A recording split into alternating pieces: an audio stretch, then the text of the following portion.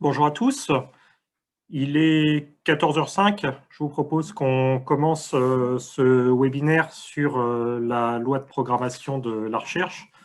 On est actuellement environ 130 participants à ce webinaire. On avait 200 inscrits qui ont souhaité s'inscrire venant de 80 établissements différents. Et sur ce webinaire, la cible que nous avions privilégiée côté AMU, c'était des collègues personnels administratifs qui travaillent en lien avec, donc dans le domaine de la recherche, soit en laboratoire, soit dans des services centraux de la recherche, mais c'est bien sûr ouvert beaucoup plus largement. Et parmi les participants, j'ai vu que nous avions aussi des enseignants-chercheurs et des collègues des services support ou d'autres services en université ou en école. Et c'est très, très bien. Alors, l'objectif de ce webinaire, c'était quelques semaines après le vote de la loi de programmation sur la recherche, c'était de faire un point d'ensemble, une présentation factuelle de cette loi de programmation qui ouvre, enfin, qui pose la stratégie pour la France sur les années 2021 à 2030. Qui nécessite encore des supports juridiques qui doivent être adoptés pour prendre son plein effet, mais c'était au moins à quelques semaines après son adoption d'avoir un point factuel sur les articles qui pouvaient impacter le plus nos établissements. Alors, pour cette présentation, nous avons sollicité Jean-François Carpentier. Jean-François Carpentier, qui est co-animateur du réseau des VP recherche et valorisation auprès de la conférence des présidents d'université, qui est lui-même vice-président en charge de la recherche de l'université de Rennes 1 et qui, accessoirement, est professeur à l'Institut de sciences chimiques de l'université, enfin de Rennes. Voilà. Alors, avant de laisser la parole à Monsieur Carpentier, je voulais juste redonner quelques éléments de bonne pratique sur ce webinaire. Donc, on est actuellement 150. On utilise un outil Zoom qui sert à faire de la visioconférence. Ça veut dire que chacun a la possibilité d'activer son micro, sa caméra. Ce que je vous propose de ne pas faire et si vous souhaitez poser des questions, parce qu'on s'est aussi réservé un temps d'échange dans cette heure que nous avons ensemble, si vous souhaitez poser des questions, c'est de le faire par écrit dans le chat et je relayerai ces questions auprès de Monsieur Carpentier. Voilà pour ces éléments de présentation. Donc, la manière dont ça va se passer, c'est que la loi sur la programmation de la recherche, nous allons décliner les différents chapitres, les différentes parties de cette loi, notamment pour voir quels sont les articles les plus impactants. Et on souhaitait commencer, c'était la première question que je vais poser à Monsieur Carpentier, c'était de nous dire concrètement cette loi, dans quel environnement elle s'inscrit et comment, pourquoi est-ce qu'elle arrive actuellement et quel est son contexte, d'avoir quelques éléments de contexte avant qu'on rentre dans le vif du sujet. Oui, mais écoutez, bonjour à toutes et à tous. Merci, Monsieur Manceau, pour ce propos introductif.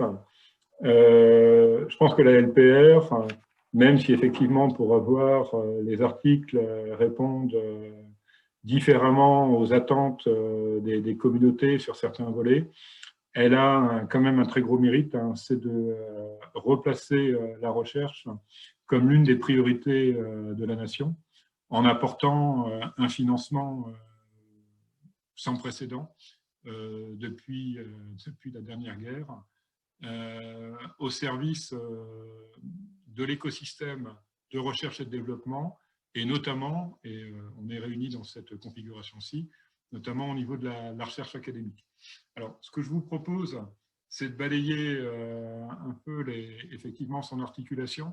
Et avec M. Manceau, on a pris le parti d'essayer d'identifier une série d'articles qui sont possiblement comme étant les plus impactants, voire éventuellement les plus symboliques de l'ambition qui est placée derrière cette loi de programmation. Alors, je tiens à préciser au préalable que je ne suis nullement un spécialiste ni de cette loi, ni un juriste capable d'apporter d'éclairage technique sur certaines formulations qui sont présentes. Alors, voilà.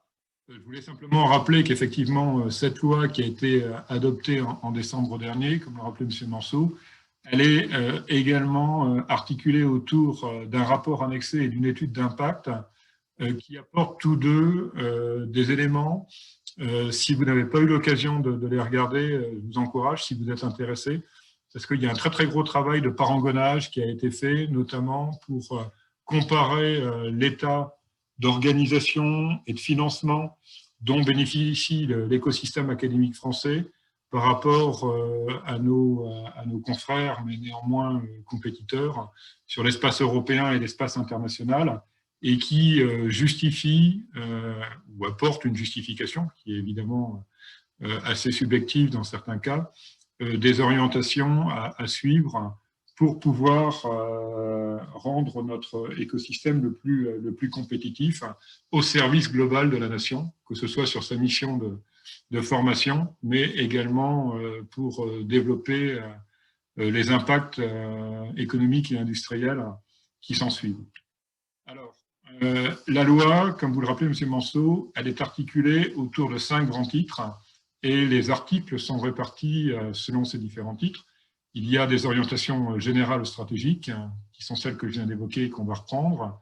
Il y a une grande ambition de pouvoir améliorer l'attractivité des métiers scientifiques et qui se décline par toute une série de mesures ressources humaines. La volonté d'apporter des moyens supplémentaires et donc de consolider des dispositifs existants, voire de simplifier également la façon dont notre écosystème de la recherche académique est constitué. Il est pour le moins complexe, je pense que c'est inutile de le rappeler ici. Et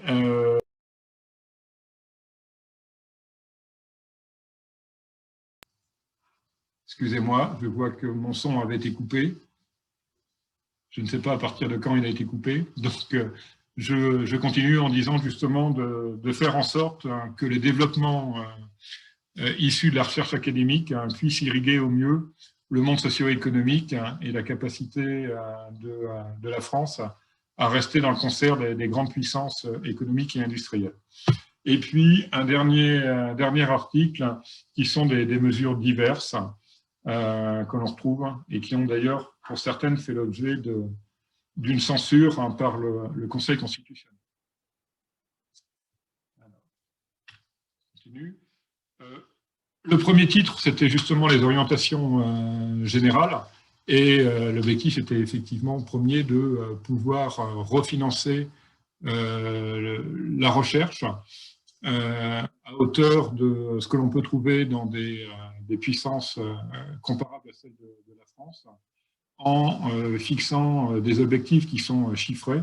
Et donc, d'ici les 10 prochaines années, de finalement ramener l'effort de R&D national à au moins 3% du PIB. Et on a un retard absolument considérable avec des pays qui sont plus proches, comme ça peut être l'Allemagne, et encore plus dans le concert international, tel qu'avec des pays comme la Corée du Sud. Et que parmi ces 3 points d'augmentation, enfin ces 3 points de part du PIB pour dévolu à la R&D, qu'au moins 1% puisse directement irriguer l'écosystème académique. Donc ceci se décline en un article 2 qui est la programmation budgétaire, sachant que cette loi de programmation pour la recherche a vocation à être actualisée tous les 3 ans par un passage devant la représentation nationale. Le titre 2, c'est justement améliorer l'attractivité des métiers scientifiques. Vous avez ici une bonne dizaine d'articles qui sont présentés. ceux que l'on a surlignés en couleur sont ceux que l'on a vocation à creuser un petit peu plus. Les chaires de professeurs juniors, la suppression de la qualification pour les concours de professeurs. Il y a une mesure pour encadrer les contractuels recherche, soit dans le privé, soit dans le public, et notamment sur le contrat doctoral, le contrat postdoctoral, qui est extrêmement important. Ça, je rappellerai pourquoi. Une mesure qui rappelle qu'effectivement, et vous avez peut-être le cas qui a fait un peu jurisprudence et qui a permis de positionner cet article-ci sur la nécessité d'être docteur ou équivalent pour être directeur d'un établissement public de recherche, c'est effectivement pour ce qui relevait de la présidence de l'INRAE. La mise en place d'un contrat durée indéterminée, dit contrat de mission, pour des opérations de recherche bien identifiées et qui, évidemment, ont une durée de vie, elle, limitée. Et puis, toute une série de mesures sur lesquelles je n'ai pas prévu de revenir, mais si, évidemment, vous avez quelques questions, j'essaierai d'y répondre, si tant est que j'en sois en capacité. Je ne connais pas tous les articles comme le fond de ma poche. Sur le titre 3, apporter des financements supplémentaires et parfaire l'organisation de la recherche dans notre pays. C'est notamment tout un article 16 sur la redéfinition du Haut Commissariat à l'évaluation à la recherche et l'enseignement supérieur, qui va de pair avec la nomination d'un nouveau président, avec une feuille de route qui est cohérente avec l'esprit de cet article et de la loi.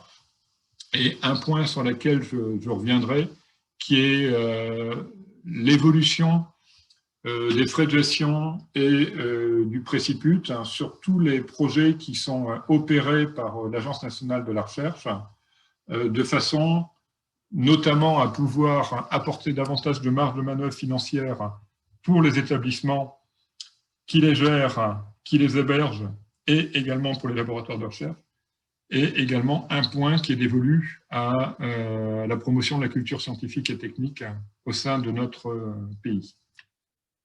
Sur le titre 4, justement, favoriser la diffusion des résultats de la recherche pour irriguer le tissu socio-économique et industriel. Et un point qui pourra éventuellement concerner un certain nombre de nos collègues, c'est l'élargissement des mesures qui avaient été introduites dans la loi Allègre pour une facilitation de la participation avec des acteurs privés qui sont dedans. Donc il y a différentes mesures, mais qui sont relativement claires normalement et assez explicites, qui sont dedans. Et puis sur le titre 5, alors toute une série de mesures dites de simplification et de mesures diverses. Alors je n'ai pas prévu de toutes les examiner. L'idée, c'est justement de pouvoir parcourir certains articles et de regarder comment ils pourront se concrétiser. Je vais simplement repréciser deux articles qui avaient été initialement validés par la navette entre le Sénat et l'Assemblée, mais qui ont fait l'objet d'une censure par le Conseil constitutionnel, parce que l'on appelle de la cavalerie législative, signifiant des mesures qui ne sont pas dans l'esprit global de la loi, et qui sont jugés comme étant apportés dans un contexte non approprié. Donc, un article qui avait fait l'objet de beaucoup de débats pour essayer de limiter les intrusions malveillantes de personnalités ou de personnes extérieures non autorisées, et puis l'utilisation aussi de restes humains, avec le problème que l'on a connu à Paris. Parmi ces différentes mesures-ci, je repasserai sur un point, si j'ai le temps, sur le reclassement rétroactif, là, justement, des collègues qui ont été titularisés avant la loi, de façon à ce que ceux-ci ne soient pas pénalisés par les mesures de réévaluation des rémunérations sur les néo-recrutés. point qui est extrêmement important, c'est qu'effectivement, le premier objectif de cette loi, c'est de pouvoir apporter des moyens à hauteur des ambitions de la nation, et je pense des ambitions de tous les acteurs de l'écosystème académique, de l'enseignement supérieur et de la recherche. C'est effectivement une augmentation progressive à hauteur de 5 milliards d'euros du budget de la recherche publique en 10 ans.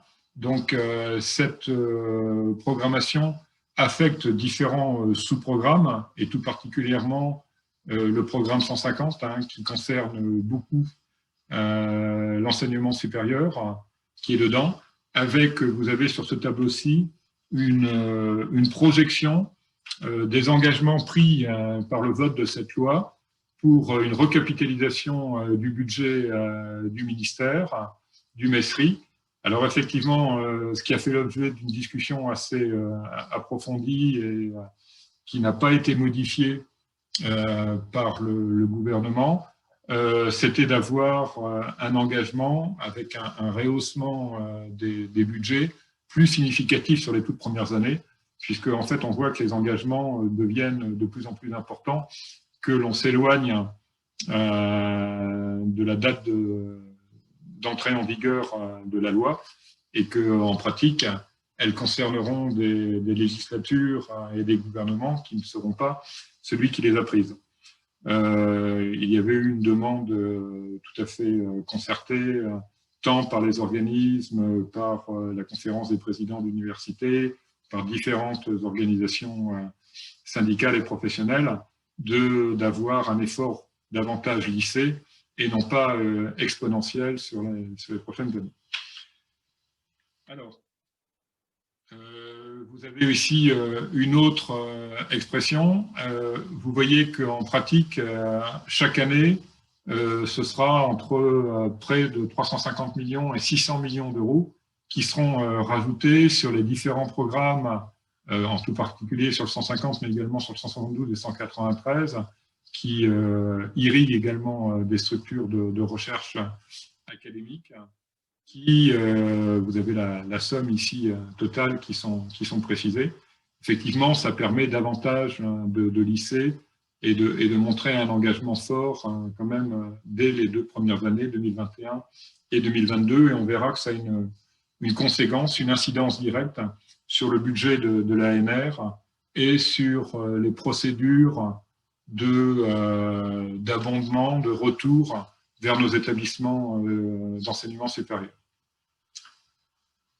Alors, justement, dans le cadre de l'ANR, c'est près de 1 milliard d'euros qu'il est prévu de mettre sur ces autorisations d'engagement, auxquelles viendront se coupler 400 millions d'euros du plan de relance.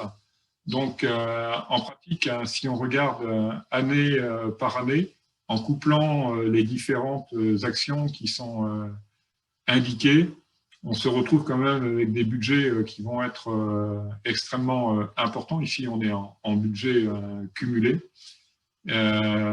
Donc, effectivement, il faudra mettre à peu près 1 milliard d'euros jusqu'en 2027 pour pouvoir après atteindre un régime qui va être le régime stationnaire, le régime cible qui a été fixé.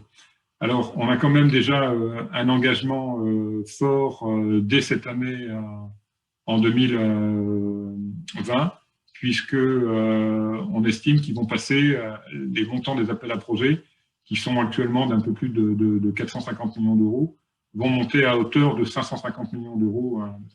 Donc, on anticipe justement une possibilité d'avoir non seulement un taux de succès amélioré. Vous savez qu'il était de l'ordre de 14% cette année et la cible, je crois, est à autour de 17 ou 18%. Donc, non seulement un taux de succès amélioré, mais l'assiette étant plus grande, un nombre, bien évidemment, de projets financés plus grand. Donc, le modèle de financement, c'est l'accroissement global de plus d'1 milliard d'euros sur la capacité d'intervention directe de l'agence, donc en lui retirant effectivement ses frais de fonctionnement. La cible à l'horizon de 2030, c'est de réussir à faire passer le taux de succès, qui est actuellement de 14% en moyenne, à hauteur de 30%. Et également un modèle de retour, de reversement auprès des établissements qui assurent la gestion ou qui assurent l'hébergement, l'exécution de ces projets, qui soit beaucoup plus significatif. Alors ça, je vous en reparlerai par derrière, mais là où nous en sommes actuellement à 19%, avec 8% de frais de gestion et 11% de ce qu'on appelle des overheads, des frais d'environnement, qui fait donc un total de 8 plus 11 de 19, de pouvoir monter à 40%, avec un objectif intermédiaire à 25% d'ici 2 ans. Pour ça, je vous en reparlerai dans le cadre de l'article 21. Alors, sur les chaires de professeurs juniors, qui est un point qui a mobilisé beaucoup les communautés, certains craignant que ce dispositif-ci puisse avoir vocation à se substituer progressivement au dispositif de promotion tel qu'on le connaît, après une phase de qualification, puis de recrutement sur les comités de sélection. On a maintenant d'une part des précisions et également des éléments qui nous rassurent sur le fait que ce que l'on a appelé d'une certaine façon les tenure track à la française, donc on va regarder, où on passe par une période préliminaire où la personne est recrutée sur un support contractuel, cette période de contractualisation étant à minima de 3 ans et au maxima de 6 ans. Donc, à l'issue de cette période contractuelle, la possibilité pour l'établissement de titulariser cette personne dans le corps des professeurs, ou si c'est une chaire de professeur junior activée par un organisme de recherche, la titularisation dans le corps des directeurs de recherche.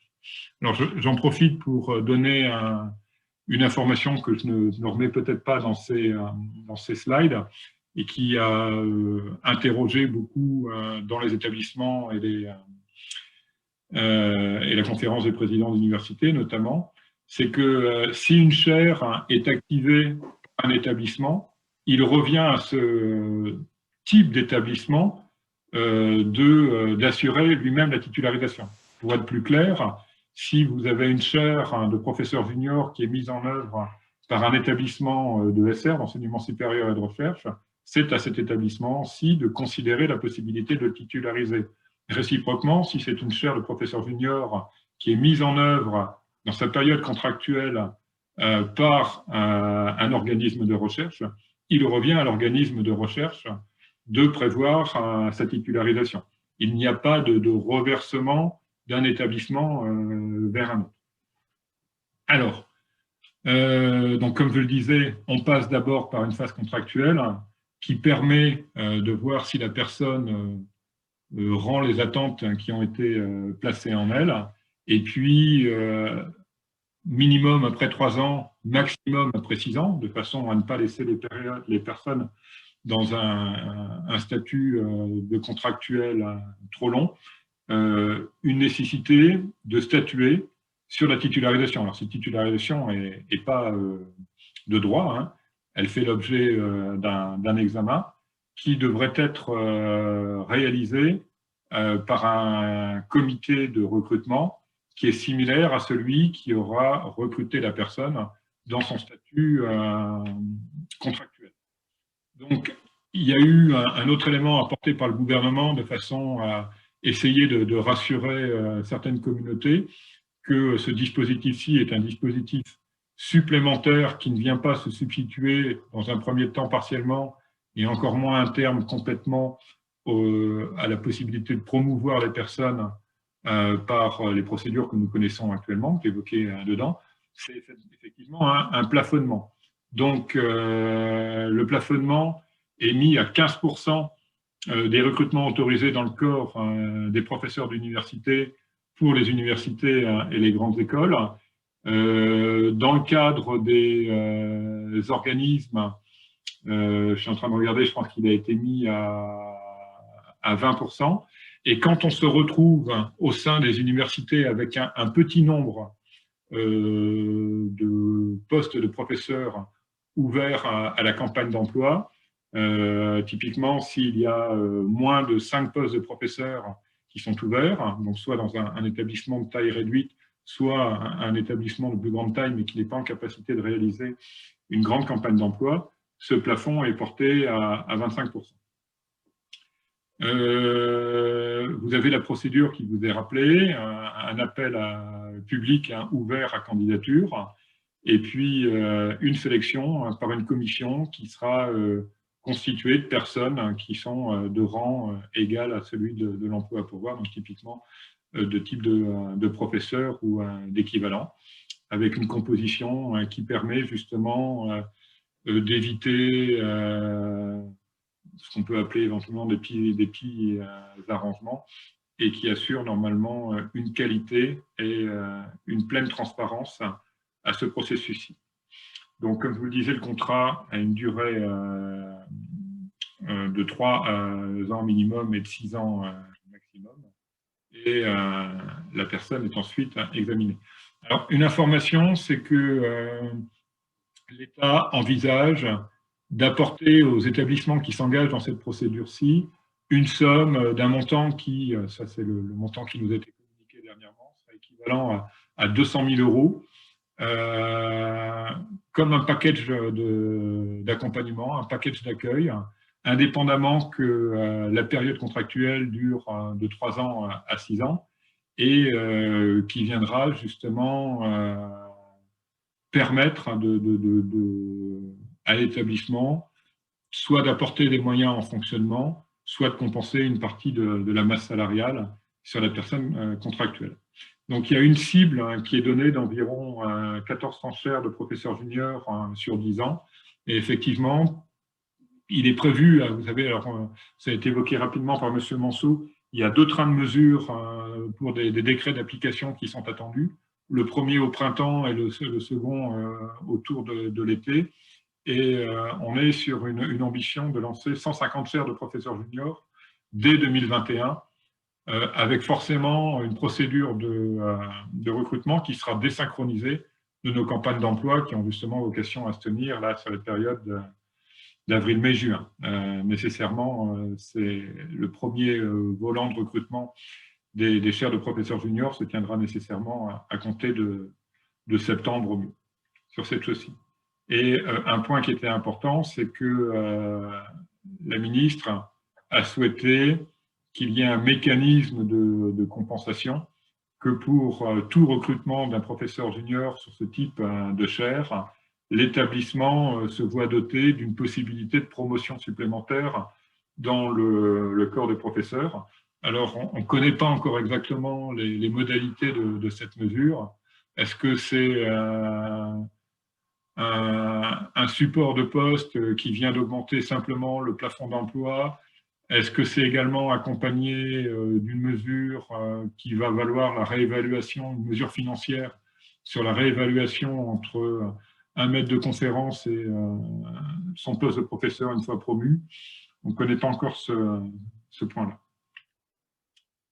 Alors, article 5, suppression de la qualification pour les profs et les maîtres de conférence, expérimentation.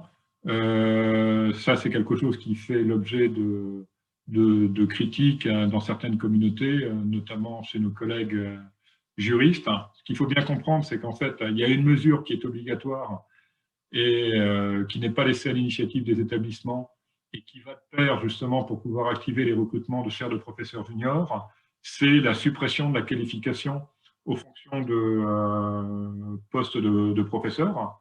Donc, tous les collègues qui avaient proposé un dossier pour examen au CNU ont reçu un message que, eh bien, ils étaient qualifiés d'office sans que le CNU ait à se prononcer, vu que cette qualification est supprimée. Il y a une deuxième mesure qui, elle, est laissée à l'initiative des établissements, c'est la possibilité de supprimer la qualification en fonction de maître de conférence. Donc, c'est difficile de dire à ce jour si certains ou beaucoup d'établissements se projetteront dans cette expérimentation. Pour ce que je sais, je ne pense pas que ça constituera la majorité d'entre eux. Alors, articles 6 et 7, des articles qui prévoient la mise en place de contrats spécifiques, tant pour des doctorants qui réalisent leur recherche dans le secteur privé, mais surtout un cadre juridique précis pour ce qu'on appelle typiquement les post-docs. Donc, c'est une mesure qui est venue après avoir constaté qu'un certain nombre de ses collègues étaient recrutés sur des supports d'emploi de type BIATS, ingénieur d'études, ingénieur de recherche, et qui se retrouvaient, pour ceux qui avaient été recrutés notamment dans le corps des ingénieurs d'études, avec une difficulté lorsqu'ils avaient à faire une reconstitution de carrière, sachant que le support sur lequel ils avaient été embauchés pendant leur période de post-doc contractuel n'était pas cohérente avec le fait qu'ils étaient titulaires d'un diplôme de doctorat et pas complètement compatible avec la validation de leur exercice d'une activité de recherche. Donc, ce qui est mis maintenant à disposition, ce qui sera très prochainement mis à disposition des établissements, pour ceux qui ne l'ont pas fait, c'est réellement un statut de chercheur contractuel qui permettra, alors avec une échelle de salaire, de rémunération, je pense qu'il sera laissé bien évidemment à l'initiative des établissements, qui sera très probablement calqué sur celle des collègues BIATS, mais de pouvoir les recruter avec un statut qui reconnaît pleinement leur qualité de chercheur. Donc, ce qui est précisé, c'est que ce contrat doit être activé au plus tard 3 ans après l'obtention du diplôme de doctorat, et ça pour une durée minimale d'1 an et maximale de 3 ans, et qu'il est éventuellement renouvelable pour une période d'1 année supplémentaire. Les articles 9 et 10, le CDI de mission et l'article 11. Alors d'abord, les articles 9 et 10. Initialement, il y avait que l'article 9. L'article 10 a été rajouté tout simplement pour élargir l'esprit de l'article 9 aux EPIC, aux établissements publics à caractère industriel et commercial, tels que l'IFP ou ceci. Ifremer, qui permet de donner un contrat qui est de droit public, qui est par nature inspiré de ce que l'on a appelé le contrat de chantier dans le cadre de la loi Pacte, qui permet de donner un statut de CDI pendant une période équivalente à celle de l'exécution d'un projet de recherche qui peut se poursuivre sur une période assez longue. Alors, c'est une mesure également qui est assez décriée, puisqu'elle a un objectif effectivement de pouvoir garder une même personne qui va être forcément très familière, très experte sur le sujet pour lequel elle aura été recrutée et qui aura forcément pris une expérience consolidée lors des premières années d'exécution de son contrat, et sans être amenée à être CDIsée au titre que l'on connaît actuellement après l'exécution de 6 années pleines d'exercice, et que ce contrat peut être interrompu au-delà de cette période lorsque le projet de recherche ou la mission vient à son terme. Et ce qu'il est prévu, c'est justement de pouvoir l'accompagner avec une indemnité de rupture lorsqu'effectivement ce projet ou cette opération se conclut. C'est un élément de souplesse qui est mis à disposition des établissements, mais qui effectivement peut être perçu par certains comme une dérogation qui permettra de se soustraire à l'obligation de CDIsation sur les 6 années échues, tel qu'on le connaît, pour des personnes ayant été employées dans un même établissement public sur une même mission.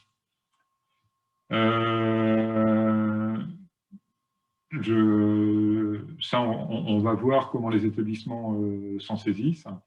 Je pense qu'il y aura des positions qui seront variables d'un établissement à l'autre.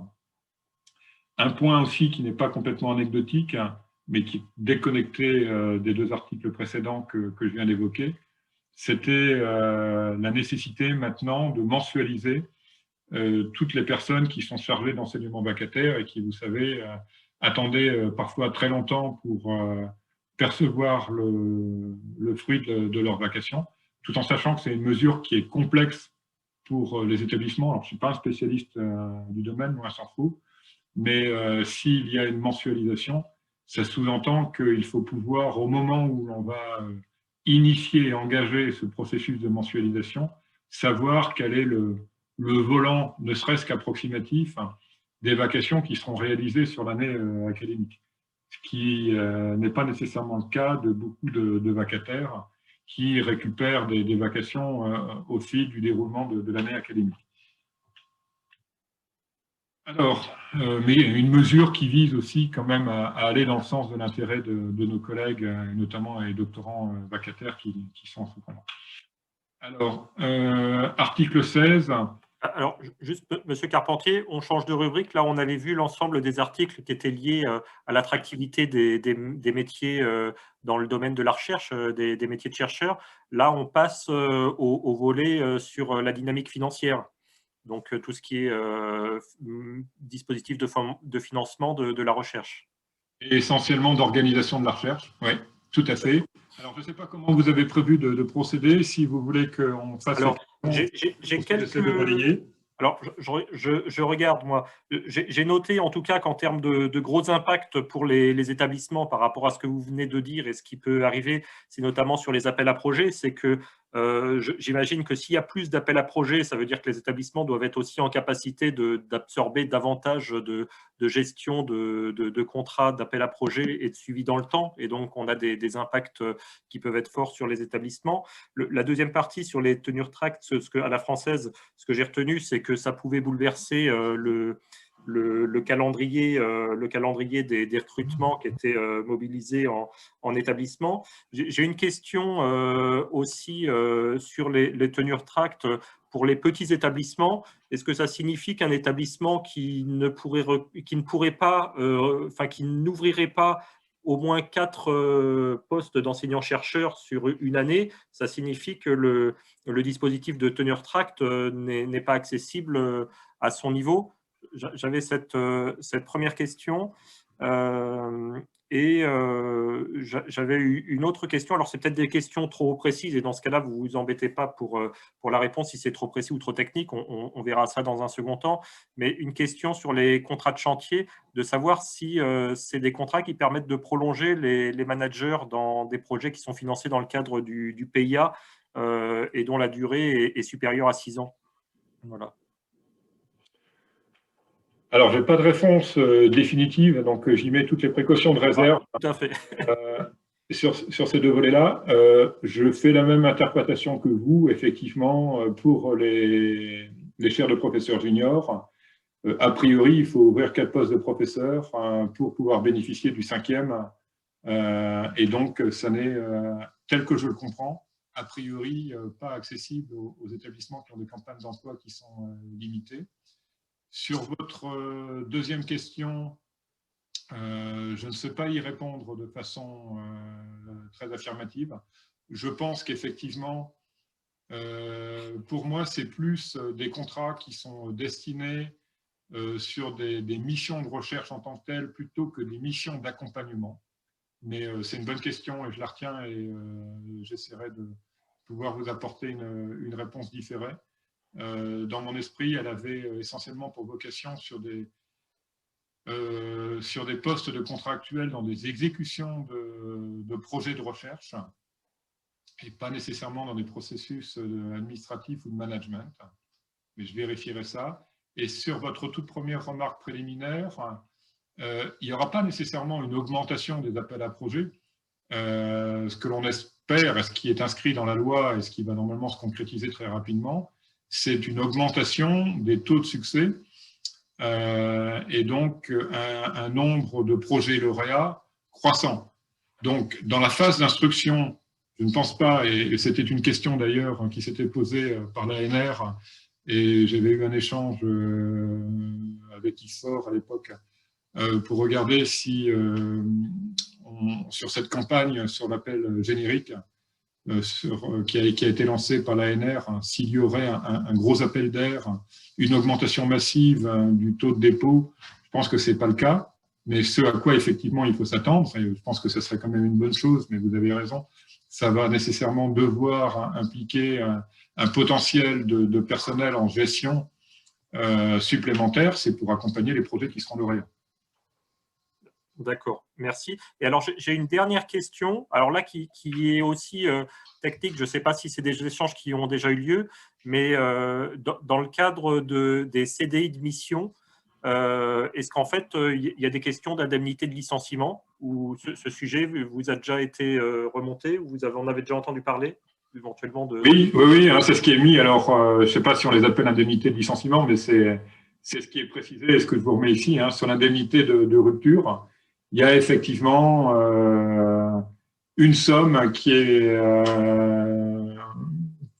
doit être provisionnée si effectivement la mission s'arrête et que le contrat de chantier est arrêté pour la personne. D'accord, très bien. Je vous remercie. Je vous propose qu'on passe à la deuxième partie, dans ce cas-là, sur les financements. Et je remercie les collègues qui ont posé des questions sur le chat et dont je me suis fait le relais. Très bien. Alors, je vais essayer d'aller un petit peu plus vite parce que le temps avance. Donc, il nous reste un petit quart d'heure. C'est sur l'émission du Haut Conseil à l'évaluation, à la recherche et à l'enseignement supérieur. Donc, vous savez qu'on a eu un nouveau président, directeur général qui vient d'être pris et qui a pour ambition d'essayer de recentrer, réorganiser l'HCERES sur des missions avec des résultats résultant de l'évaluation qui soient plus marqués. Pour le dire autrement, que les résultats de l'évaluation puissent être éventuellement pris en compte, saisis par nos tutelles pour affecter des dotations qui soient dedans.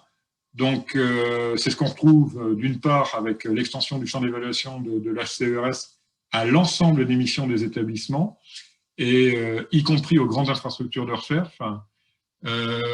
Pour ceux qui sont membres d'établissements de la vague B, vous avez déjà vu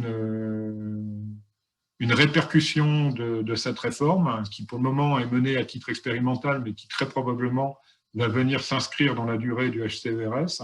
C'est un nouveau champ d'investigation du HCERES sur ce qu'on appelle la métastructuration recherche. Vous savez que jusqu'à présent, les unités de recherche étaient évaluées, l'établissement était évalué sur sa politique générale et son pilotage et les moyens qu'il y attribuait de la recherche.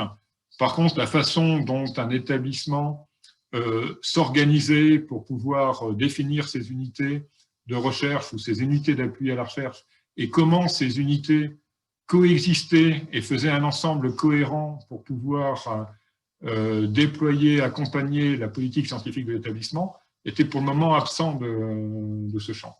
Et dans la vague B, on a maintenant un nouveau champ d'investigation qui est justement les champs de recherche, qui est un domaine intermédiaire. Voilà, plus des mesures spécifiques sur l'égalité de genre et une pleine prise en compte des mesures d'intégrité scientifique dans la politique de nos établissements. Alors, l'article 21, c'est celui que j'évoquais tout à l'heure, et celui-ci est particulièrement important. Donc, c'est un article qui touche de façon assez générale au fonctionnement de l'ANR, mais qui réforme avant tout ce qu'on appelle le préciput. Donc, le préciput, vous pouvez le traduire différemment. C'est ce qu'on appelle, par exemple, pour les projets européens, les overheads, ou ce qu'on peut appeler, traduire également comme un dispositif d'abondement et donc de retour vers les établissements opérateurs de la recherche. Alors, je vais vous expliquer la façon dont on fonctionne actuellement et ce qui est prévu dans ces articles, dans cet article 21. Donc, je l'évoquais rapidement tout à l'heure. Actuellement, il y a deux enveloppes qui sont financées par l'ANR et qui sont mises à disposition et du gestionnaire et de l'établissement opérateur du projet, donc typiquement l'établissement hébergeur. Il y a 8% de frais de gestion, et ça, c'est ce que vous voyez dans l'enveloppe quand vous gérez les établissements, vous gérez les projets qui sont lauréats à l'ANR. Vous savez que vous avez 8% qui sont à disposition du gestionnaire. Alors après, ces 8% peuvent être ventilés selon la nature des conventions qui ont été prises entre les organismes, les établissements d'enseignement supérieur, voire la politique des enseignements supérieurs. Ce que je veux dire, c'est que certains gardent l'intégralité des 8% sur l'établissement gestionnaire. Certains organismes prévoient de restituer une partie de ces frais de gestion également à l'établissement hébergeur. Et puis, certaines universités, lors du passage, parce qu'avant c'était 4% et on est monté à 8% de frais de gestion, lorsqu'on est passé de 4 à 8, certains établissements ont décidé de rétrocéder ces 4% supplémentaires au service de la politique scientifique des unités. Donc, pour toutes les unités qui étaient lauréates de projet, une partie, parfois jusqu'à 4%, était donnée dedans. Donc ça, c'est ce qui relève de la gestion du projet lauréat en tant que tel, et que vous voyez apparaître dans les annexes financières. Et après, il y a toute une enveloppe qui est beaucoup plus obscure, qui est gérée au niveau de l'ANR elle-même, et qui constitue ce que l'on appelle le préciput en tant que tel, et qui est actuellement de 11%, et qui est versé spécifiquement à l'établissement qui héberge, qui opère le projet de recherche. Donc, quand bien même c'est un projet qui est géré, par exemple, par nos collègues des organismes nationaux de recherche, si celui-ci s'exécute dans une université ou une grande école, l'ANR trace cette chose-ci et affecte 11% de l'enveloppe. Alors, c'est un montant global et la péréquation qui permet de faire ça est un système qui est assez complexe. Mais cette enveloppe est versée auprès de l'établissement hébergeur. Ce qu'il est prévu, c'est que à l'horizon 2030, globalement, on tombe sur un préciput à hauteur de 40%.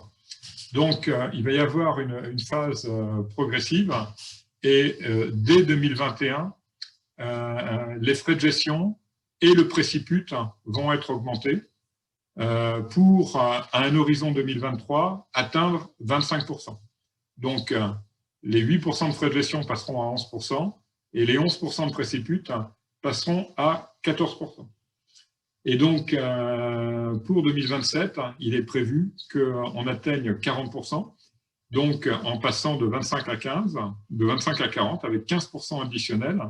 Sur ces 15, 5% auront vocation à revenir au laboratoire du projet et 10% reviendront alors à quelque chose qui n'est pas encore bien défini, soit à une politique partagée, soit sur une politique de site, dans le cas où il y a un accord de site qui a été établi. Donc, vous voyez, ce qui se cache par derrière, c'est de savoir si ça se réalise dans un établissement X et qu'il y a une commu au-dessus, est-ce que ces 10% reviennent à la commu? Est-ce qu'ils reviennent à l'établissement en tant que tel, qui en garde une partie ou qui les partagera avec ses établissements partenaires? Si c'est un établissement composante au sein d'un établissement expérimental qui a vocation à devenir un grand établissement, est-ce que ça revient au grand établissement ou est-ce que ça revient à l'établissement composante? Ces points-là ne sont pas clarifiés. Vous voyez les 5% qui ont vocation à terme en 2027 à revenir au laboratoire. C'est relié à ce que j'ai dit, à certains établissements qui se sont déjà positionnés en ce sens et qui reversent une partie des frais de gestion augmentés vers le laboratoire. Donc, vous voyez, il y a de la latitude qui est laissée aux établissements, bon, tout en sachant, et ça, je pense qu'il faut le garder aussi à l'esprit, c'est que si à un moment donné, il y a des produits qui sont reversés vers les laboratoires, il y a également éventuellement des charges qui peuvent être imputées au laboratoire, puisque les établissements hébergeurs prennent à leur charge toutes les dépenses d'infrastructure, notamment de fluides qui sont dedans, et que dans la très grande majorité des cas, ces charges ne sont actuellement pas imputées au laboratoire qui bénéficie d'un environnement assumé par l'établissement. Donc vous voyez que derrière ces mesures qui sont relativement claires, avec un passage de 8 à 11% des frais de gestion, dont une partie variable pourra être versée au laboratoire, d'un préciput qui va lui monter de 11 à 14%, donc près de 50%, ce n'est pas négligeable. Hein. Certaines grosses universités peuvent recevoir un préciput qui est de l'ordre d'1 million d'euros par an. Hein. Donc, vous voyez, c'est des moyens qui sont importants. Et puis, ces 10% qui, pour le moment, restent encore avec des mécanismes de répartition qui ne sont pas très clarifiés, on s'aperçoit qu'on est quand même dans une situation où on peut avoir des cas de figure qui seront certainement très différenciés selon la façon dont les sites, les établissements s'approprieront ce dispositif. Alors, ça c'est bien compliqué ce truc-là. C'est parce que j'ai terminé justement mon intervention. Voilà les principaux points que je souhaitais vous présenter. D'accord, très bien. Quand on voit les questions autour des frais de gestion et du préciput, on voit que c'est relativement bien cadré d'en haut pour donner les orientations aux établissements sur la manière dont ils se répartissent. Mais j'imagine que ça va quand même susciter des débats, notamment si les produits sont clairement tracés sur les questions de charges et donc des problématiques nouvelles qui vont être adressées aux services financiers ou aux services patrimoine ou aux services logistiques dans les établissements sur ces points-là. Ouais, le cas de figure que j'évoque là sur du transfert de charges, c'est un cas tout à fait théorique, mais qui n'est pas nécessairement à exclure parce que effectivement, pour le moment, enfin, je pense que dans la très très très grande majorité des cas, nos unités de recherche exercent avec un minimum de charges qui leur sont imputées. Néanmoins, ces charges sont tout à fait conséquentes. Et si effectivement un produit qui n'est pas négligeable, hein, 5% du préciput est à verser à terme auprès des unités de recherche, je pense qu'on pourra rentrer effectivement dans une phase de discussion de savoir qu'est-ce que l'établissement assume, quelle est la part des charges ou la nature de certaines charges que les unités pourront être amenées à prendre à leur compte. C'est simplement un discours théorique que j'évoque hein, pour montrer que, au-delà de ces mesures qui paraissent extrêmement cadrées, je pense qu'on aura au sein de nos établissements des déclinaisons qui seront, à mon avis, extrêmement différenciées selon la façon dont on les mettra en œuvre. D'accord. Et alors, j'ai une question sur le chat d'une collègue qui demande, dans le cas où l'établissement ne fait pas partie d'un site, est-ce qu'il y a eu une orientation sur les 10%? Non. Alors, ça fait l'objet de très nombreuses discussions. Pour le moment, de beaucoup d'incompréhension. Effectivement, la formulation a été modifiée. J'essaie de représenter. Dans la toute première version qui nous était présentée des articles, il était marqué que ces 10% avaient vocation à revenir à la politique de site, sachant que tout le monde a une définition différente de ce que la politique de site peut être. C'est ce que j'évoquais. On a des modèles de regroupement qui sont variables d'un site à l'autre. Ça peut aller effectivement d'une convention de coordination territoriale à des accords de partenariat, en passant par des communes ou à des établissements qui sont regroupés actuellement soit dans des établissements expérimentaux ou de ce type-ci. Donc, c'est ce qui fait l'objet actuellement encore de beaucoup de discussions entre la CPU et le ministère hein, pour que l'on ait une définition. Alors, vous voyez que ça a vocation à se déployer à compter de 2023-2024, hein, puisque en 2023, on va être à 25 et entre 2023 et 2027, on va passer de 25 à 40%. Donc, l'activation de ces 5 et 10%, ces 15% supplémentaires va intervenir.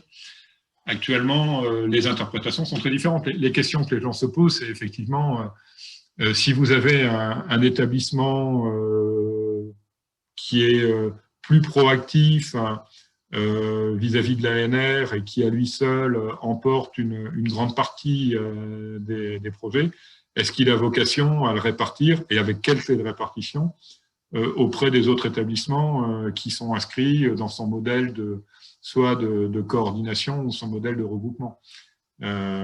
C'est évidemment contesté par certains établissements. L'idée est peut-être effectivement que dans les prochains contrats, que ce soit des conventions de coordination territoriale ou les contractualisations qui seront passées avec les organismes, ces modalités de répartition puissent être évoquées. Mais pour le moment, c'est un dossier qui est complètement ouvert. D'accord, très bien. Ben, je vous remercie. On n'a plus d'autres questions. Effectivement, l'enjeu de cette présentation aujourd'hui, c'était vraiment d'avoir un aperçu factuel des différents articles et aussi de tracer des perspectives sur les questions qui vont venir et qui ne sont pas encore toutes tranchées. Et je vous remercie de nous avoir fait partager ces éléments, Monsieur Carpentier, tant sur la loi que sur les discussions qu'il pouvait y avoir autour de la loi et notamment entre la CPU et le ministère. Peut-être, avant qu'on se quitte, pour proposer aux collègues qui sont toujours connectés. Donc, on a été à 150 connexions, un peu plus de 150 connexions en permanence avec les collègues qui sont restés connectés et attentifs. Je vous propose que, Monsieur Carpentier, vous arrêtiez votre présentation. Peut-être vous stoppiez la présentation et que pour les collègues qui sont présents, je vous propose d'allumer votre caméra, qu'on voit concrètement qu'il y avait réellement des humains en face et que ça nous permette de partager ensemble. Voilà. Moi, je prends rapidement une photo de l'écran pour partager sur le site de l'AMU sur cette conférence. Et puis, je remercie Monsieur Carpentier et je remercie l'ensemble des collègues qui se sont connectés. Merci à vous tous. Au revoir. Merci. Merci, M. Morceau. Merci à tous. Merci, au revoir. Merci, au revoir. Au revoir. Au revoir.